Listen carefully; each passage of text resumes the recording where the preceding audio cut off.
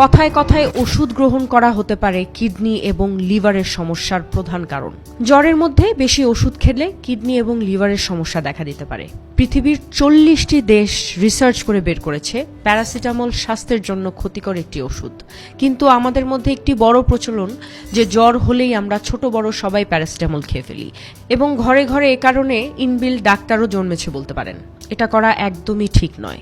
জ্বর হলে করণীয় হলো যখন জ্বর হবে বা মুখে তিতা লাগে সবকিছু, তখন আপনার সকল রান্না করা খাবার এড়িয়ে খেতে হবে।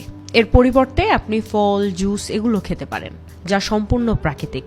সেই সাথে যেটা করতে পারেন সেটা হলো একটি বালতিতে গরম পানি নিয়ে 40 থেকে 42 ডিগ্রি সেলসিয়াস সেই পানিতে দুপা হাঁটু পর্যন্ত চুবিয়ে বসতে হবে 30 থেকে 40 মিনিট পর্যন্ত। আর একই সাথে গরম পানি চায়ের মতো খেতে হবে ধীরে ধীরে। তাহলে সবচেয়ে বেশি চান্সেস থাকে সাথে সাথে আপনার জ্বর চলে যাওয়ার।